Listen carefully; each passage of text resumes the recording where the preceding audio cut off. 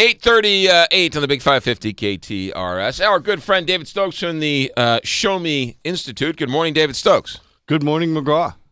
Let's talk about this topic that you have passed on to me. It seems to be a bit of a zoning crisis going on in South County. And zoning crises can be fun. Zoning crises are always fun. There's an organization called the National Church Residences that's trying to put a low-income senior housing complex, a low-income senior housing facility on Telegraph Road in Oakville. And it does require a rezoning, so there is, for better or worse, government involvement here. All right. And needless to say, this has caused quite an uproar in the past week or so. What's the big problem? A National Church Residences seems like a nice organization, and what's wrong with having a senior living complex? Well, I think it sounds like a religious organization. It's actually unaffiliated. Aha. So there's nothing wrong with that. But I think the residents, they have a lot of the normal objections to when you put a high intensity type facility in a low intensity area. They're concerned about traffic with visitors, and it should be a fairly large building, and you know the ins and outs with deliveries and traffic. And they're also, I think, concerned about just they're trying to protect their property values, and now you're building a low income senior housing facility right there with a lot of subsidized housing. And I think the residents don't think that's going to be good for their property values. And I'm trying to see their side of it here. Right, yeah. Well, don't we regulate businesses too often? Aren't we for smaller government? Government, get out of our way. Why can't this company build their own senior living complex? Well, I couldn't have said it better myself, McGraw. Oh, shoot, I thought you were on the other side of this. So, that is, in these sort of zoning disputes, I try and always look at it both ways. And then usually, however, I think property rights are going to trump in the end, unless there's a real legitimate public safety concern. And I don't see that here. I think the owner of the property should be allowed to rezone it here. That said, zoning's difficult because as much as I support the property rights of the people who own that parcel, other people have made their own property investment decisions based on existing zoning. So Right. when you just go and change it, you are affecting people in the area. Yeah, zoning is why it's always such a big issue. Probably the biggest one of all is because you own a parcel of land. You want to do X with it. You certainly have that right. I own the parcel next to you, so I don't want you to do something that's going to ruin my business. So you're not allowed to put up a strip club on the corner of Telegraph and 55 because guess what? That's not good for the neighborhood, even though you might have a right to do anything you want with that piece of land. Right, and because of the zoning, the neighbor made his or her investment purchase based thinking that zoning was in place and this is what the neighborhood's going to look like. Right. So when you rezone, you have to address that concern. That said, I think most rezonings are appropriate, and then this one is not a particularly radical one for the area. This is Telegraph Road. This isn't a cul-de-sac of a suburban neighborhood. Right. Somebody told me recently, he's a pretty smart guy actually, but I forget who told me. It's a former mayor of a community, said that he said communities and local governments are really just zoning issues. We should not be in charge of police and fire and garbage. We can have somebody do all of that, collectively and save money. But really, it's just individual governments in St. Louis County are basically just zoning boards and should be just zoning boards because that's where most of the arguments come from. Everything else should be taken over by somebody bigger. Well, I understand what he's saying, and this person is certainly right to a large extent. I mean, most municipal incorporations, both in recent years and going back, were brought about by people wanting land use controls for their area. Right. That's absolutely what brought about the incorporation of Wildwood 15 years ago or 20 years ago.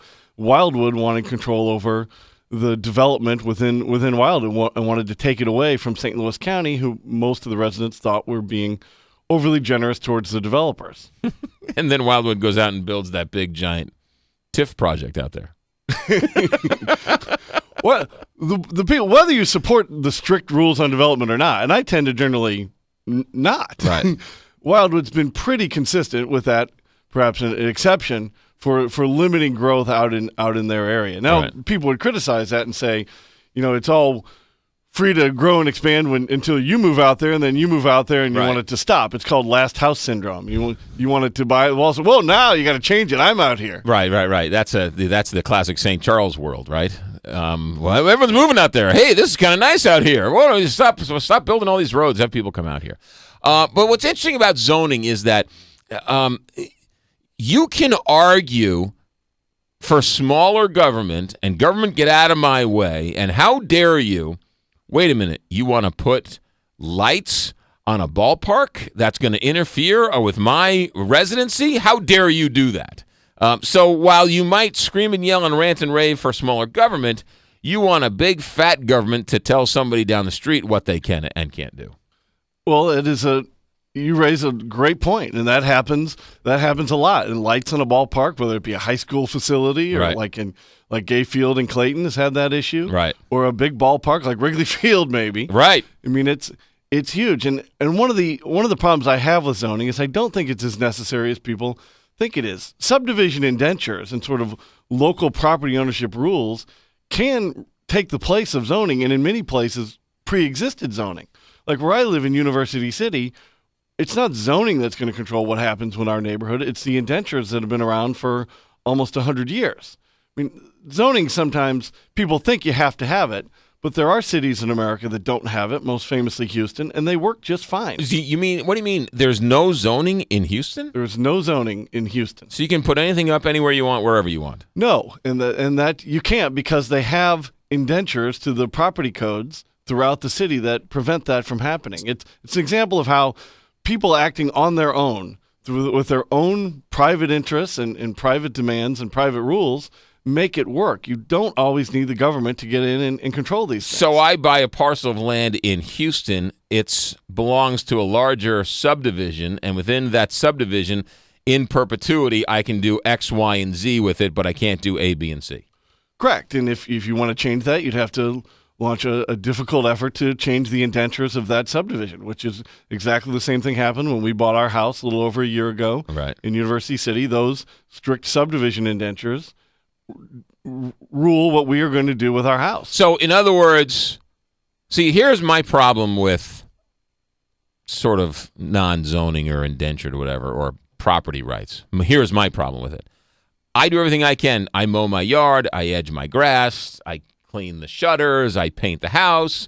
The guy down the street puts his pickup truck in the front yard, and I can't tell him what to do because he has a right to park his broken-down pickup truck in his front yard.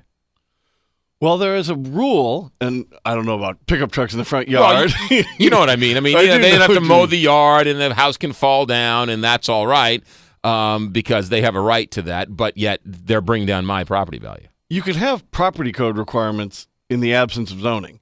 You don't need a zoning rule to say if you let to pass a local ordinance saying if you let your grass grow or your house fall into disrepair, that you can get fined for that. Right. And if you then ignore the fines, the city or the neighborhood association can step in, fix it, and then put a lien on your property until you pay the bill. Right. That can be done without zoning. And in many cases, that's a perfectly legitimate function. Yeah. Or like the house falls down next to you.